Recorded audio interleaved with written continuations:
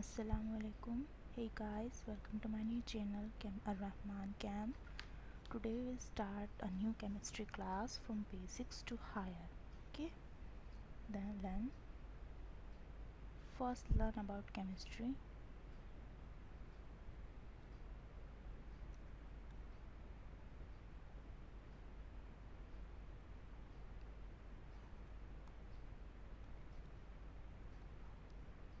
तो केमिस्ट्री क्या है? सबसे पहले हमें ये देखना है कि केमिस्ट्री होती क्या है। तो केमिस्ट्री है द ब्रांच ऑफ साइंस, मतलब साइंस की वो ब्रांच है जिसके अंदर हम स्टडी करते हैं reactions of elements. Okay, reactions of elements. अब रिएक्शंस ऑफ एलिमेंट्स स्टडी करना है, इसका मतलब आपको जो एलिमेंट्स है उसका बेसिक भी पता होना चाहिए। तो एलिमेंट का स्ट्रक्चर,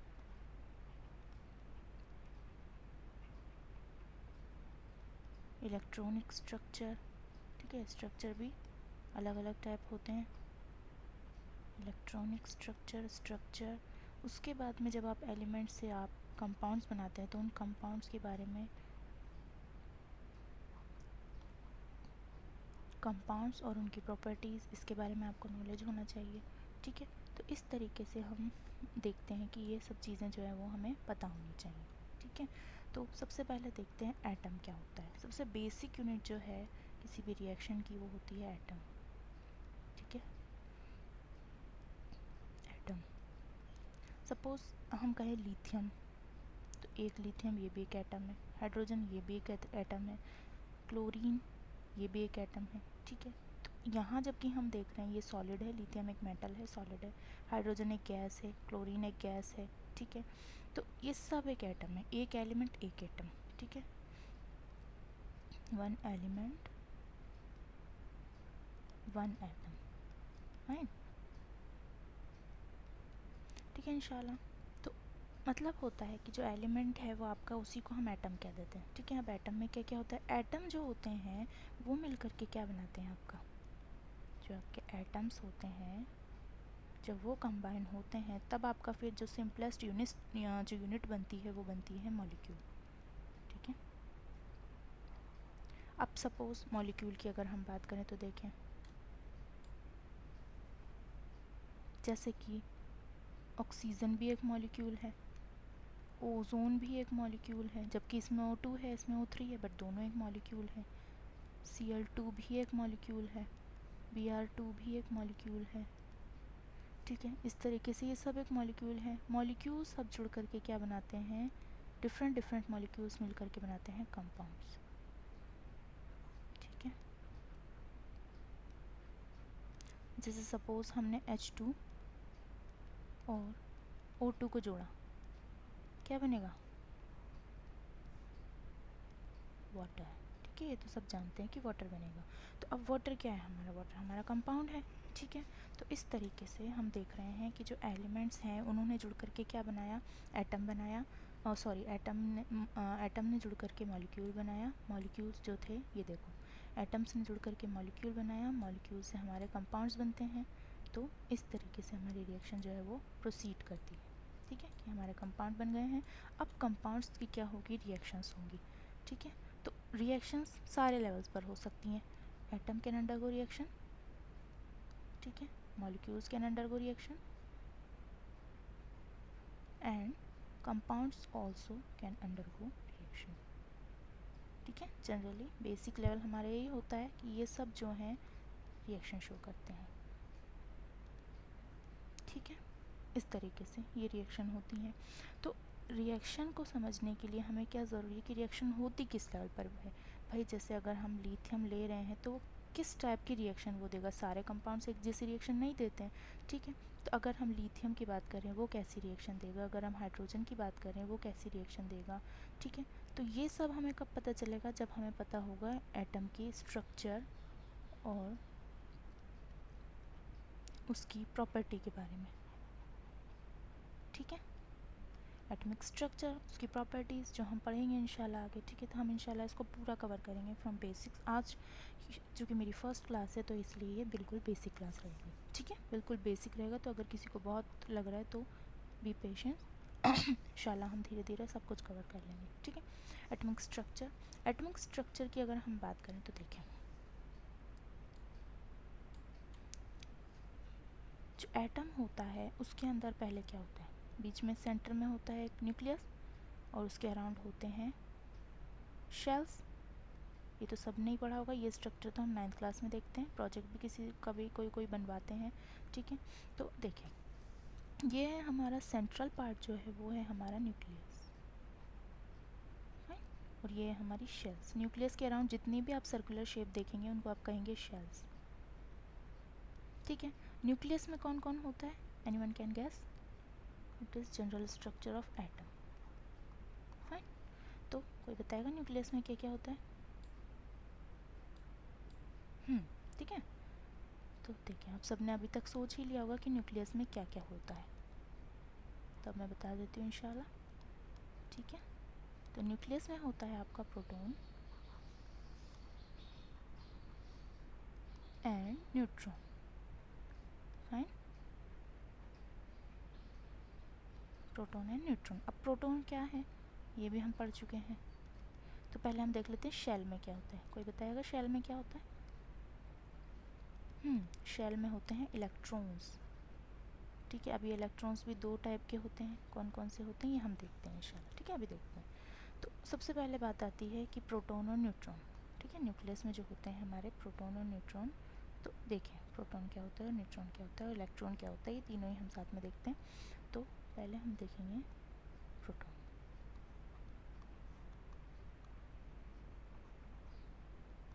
तो जो प्रोटॉन है उसको हम कहते हैं कि ये पॉजिटिवली चार्ज स्पीशीज़ है। क्या है? पॉजिटिवली चार्ज्ड स्पीशीज़, है।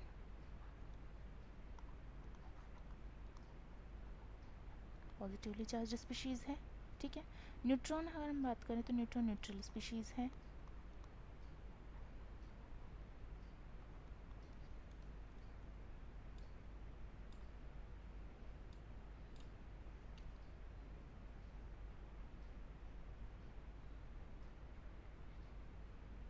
न्यूट्रल स्पीशीज़ है।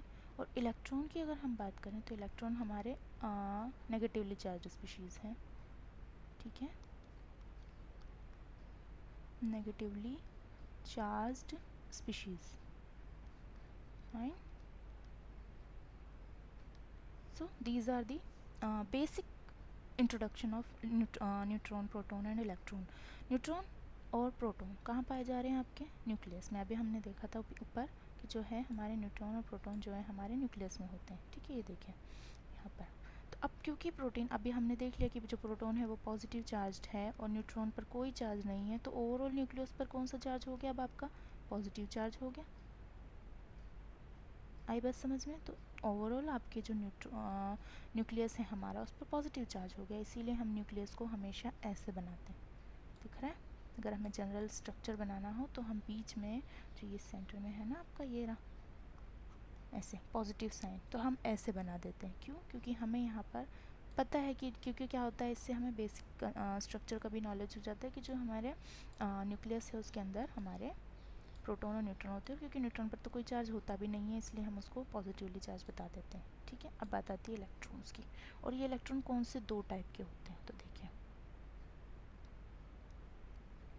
नेगेटिवली चार्ज स्पीशीज़ है ये तो हम सब जानते हैं। जो हमारी शेल है उसके अंदर होता है हमारा न्यूट्रॉन, इलेक्ट्रॉन। देखो जैसे कि यहाँ पर ये आपको शेल नज़र आ रही है, तो इस शेल में भी इलेक्ट्रॉन्स होंगे, इस शेल में भी इलेक्ट्रॉन्स होंगे। हमने पढ़ा है ना कि इसमें 2 इलेक्ट्रॉन होते हैं, ठीक है, 1 2। ऊपर वाली में फिर 8 होते हैं, ठीक है।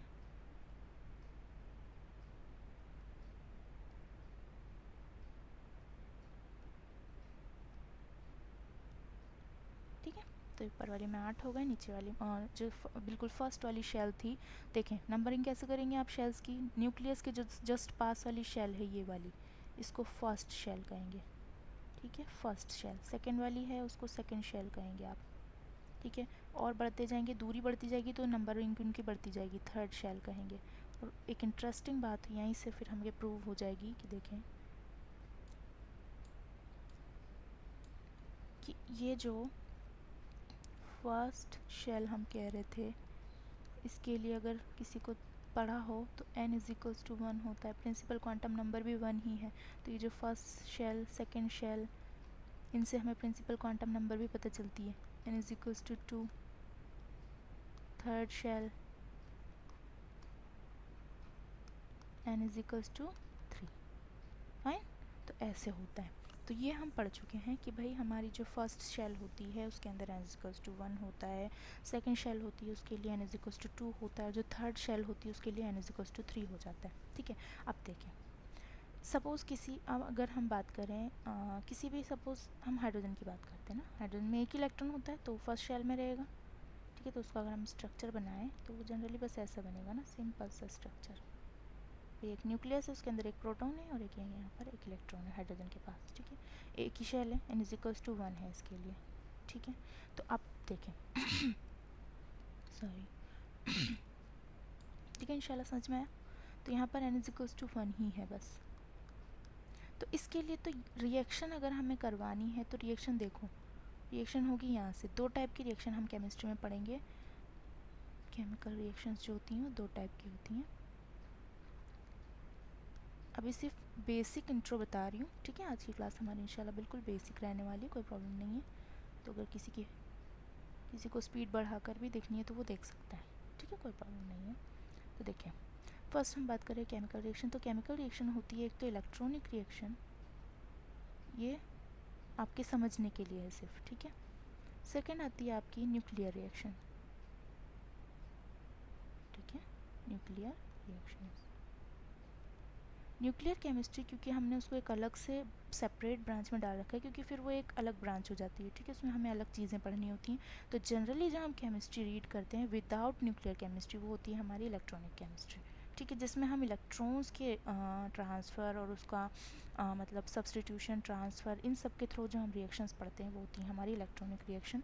ठीक है, जनरली तो हम इसीलिए अब इलेक्ट्रॉन भी हमारे इसके बेसिस पर दो टाइप के हो जाते हैं। एक होते हैं इलेक्ट्रॉन्स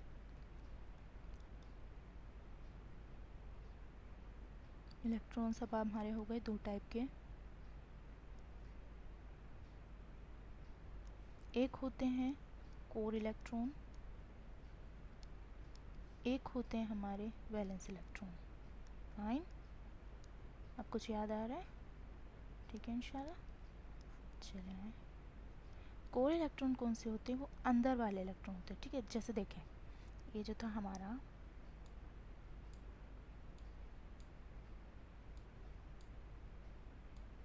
ये रहा, यहाँ पर जो ये है हमारा न्यूक्लियस, इस पर आपके पास है पॉजिटिव चार्ज, इलेक्ट्रॉन के पास है नेगेटिव चार्ज। तो ये दोनों अट्रैक्शन फोर्स से रहेंगे, फोर्स बंधे हुए।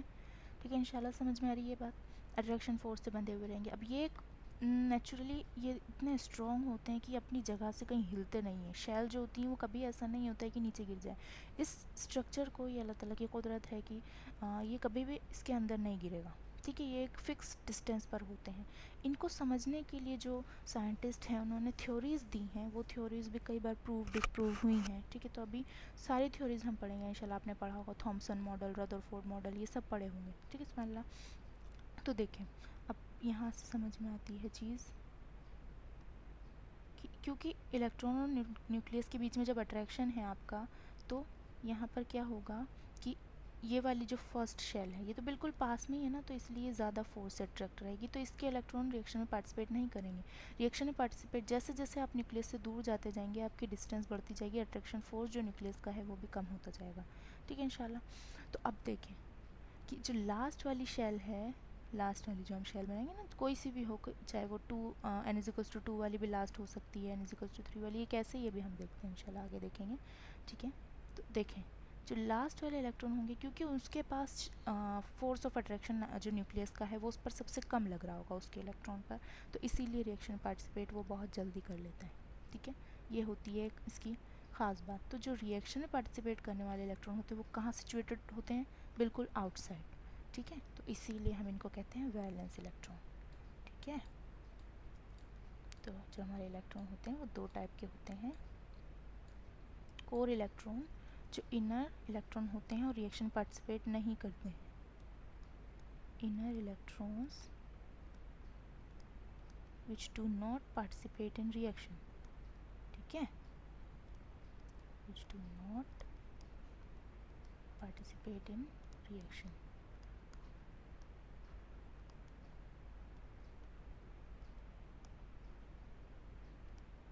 ठीक है इंशाल्लाह. और वैलेंस इलेक्ट्रॉन, आउटर मोस्ट, इसको हम कहेंगे आउटर मोस्ट, जो सबसे बाहर होते हैं, outer most electron which take part in reaction. ठीक है,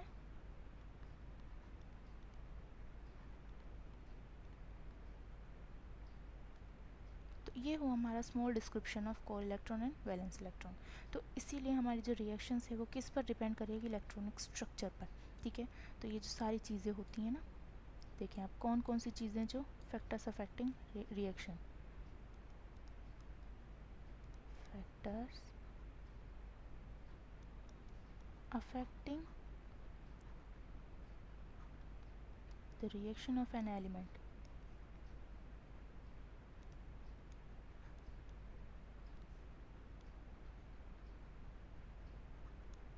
देखिए, एक हमारा आता है इलेक्ट्रॉनिक स्ट्रक्चर, सबसे पहला फैक्टर यही है. ठीक है इंशाल्लाह, इलेक्ट्रॉनिक स्ट्रक्चर. सेकंड हमारा आता है atomic radius, atomic radius, ionic radius.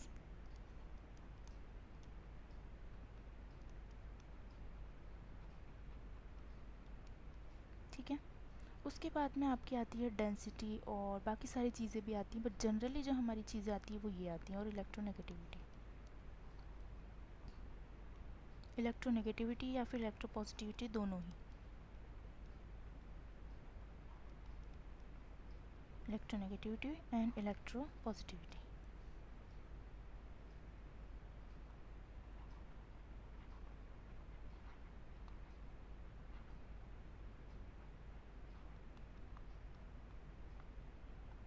ठीक है, तो ये जो चीज़ें हैं ये हमारी आती हैं इसके अंदर.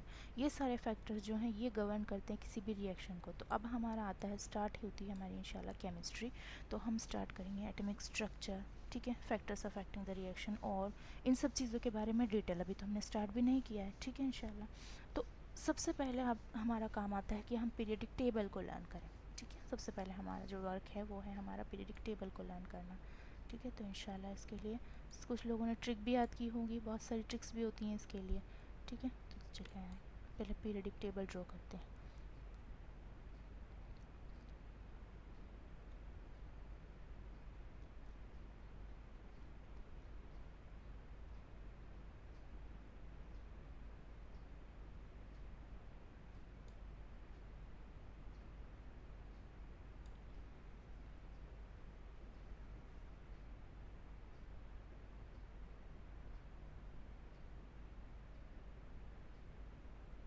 देखें मैं आपको थोड़ा सा बता देती हूँ, फिर आप खुद से ड्रॉ करेंगे इंशाल्लाह.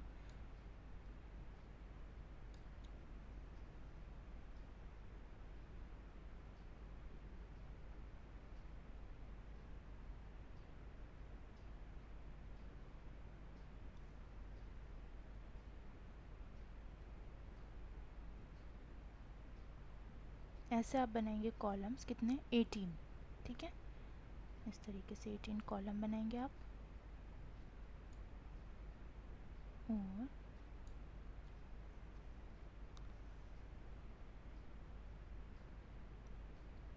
ये क्योंकि हमारी फर्स्ट रो है तो ये इनकम्प्लीट होती है पीरियडिक टेबल का स्ट्रक्चर, तो आप किसी बुक में से भी देख सकते हैं. ठीक है इंशाल्लाह, मैं आपको कुछ समझाना चाह रही हूँ तो वो मैं समझाती हूँ. ठीक है,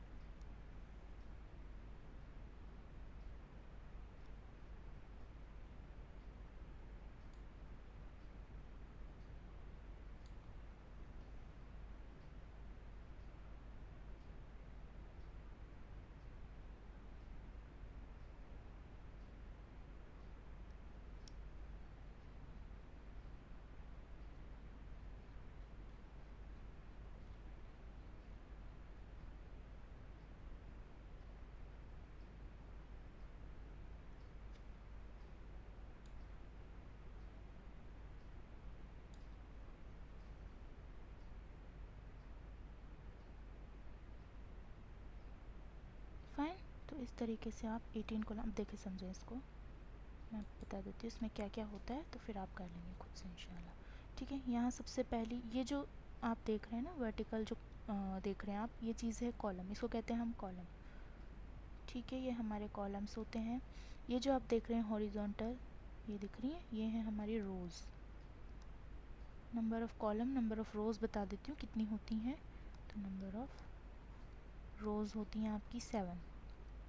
ठीक है, टोटल 7, और हर रो रिप्रेजेंट करती है n की वैल्यू। तो फर्स्ट रो के लिए n is equals to 1, second के लिए n इज इक्वल्स टू 2, थर्ड के लिए n इज इक्वल्स टू 3। ठीक है, इस तरीके से होता है।